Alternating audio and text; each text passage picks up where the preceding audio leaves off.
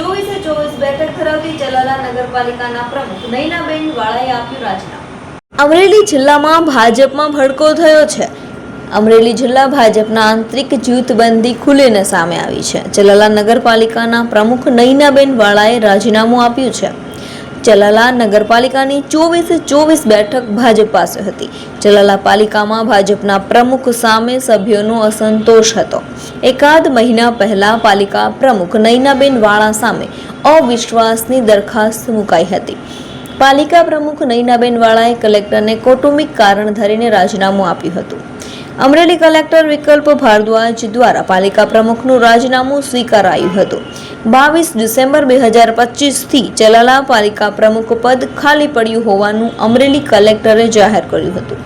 ધારીના ધારાસભ્ય જેવી કાકડિયાના વતન ચલાલા પાલિકામાં ભાંગફોડ થઈ છે। પ્રકાશભાઈ કારિયા, પૂર્વ પ્રમુખ પતિ ચલાલા નગરપાલિકા।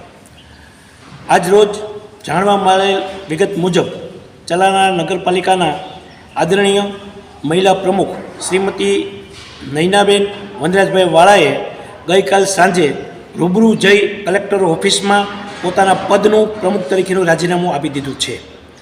રાજીનામું આપવા પાછળનું કારણ જાણવા મળ્યું છે કે એક મહિના અંદાજે 1 થી 1.5 મહિના પહેલાં નગરપાલિકાના જ 24 સભ્યો ભારતીય જનતા પાર્ટીમાં ચૂંટાયેલા હતા। તેમાંથી 20 સભ્યોએ જુદા જુદા આક્ષેપો સાથે અવિશ્વાસની દરખાસ્ત નગરપાલિકાના પ્રમુખ અને ઉપપ્રમુખ સામે મૂકેલી હતી। ત્યારબાદ નિયમ મુજબ નિયત સમયમાં પ્રમુખ અને ઉપપ્રમુખશ્રીએ જે બેઠક બોલાવવાની હોય, જે સામાન્ય સભ્ય બોલાવવાની હોય એ બોલાવી નહીં શકતા। આખરે ચીફ ઓફિસરશ્રીએ કલેક્ટરશ્રીને રિપોર્ટ કરતાં આદરણીય કલેક્ટર સાહેબશ્રીએ આવતી 24/12ના રોજ નગરપાલિકાની સામાન્ય સભા બોલાવેલ હતી। એ સભામાં અવિશ્વાસની દરખાસ્ત બાબતે કાર્યવાહી થવાની હતી। તે પૂર્વે જ ગઈકાલ સાંજે નગરપાલિકાના આદરણીય મહિલા પ્રમુખ શ્રીમતી નયનાબેન વનરાજભાઈ વાળાએ પોતાના પદ પરથી પ્રમુખ પદેથી રાજીનામું ધરી દેતા ચલાલા નગરપાલિકામાં રાજકીય ભૂકંપ સર્જાયો છે અને લોકોમાં એક તરહની ચર્ચાઓ ચાલી રહી છે।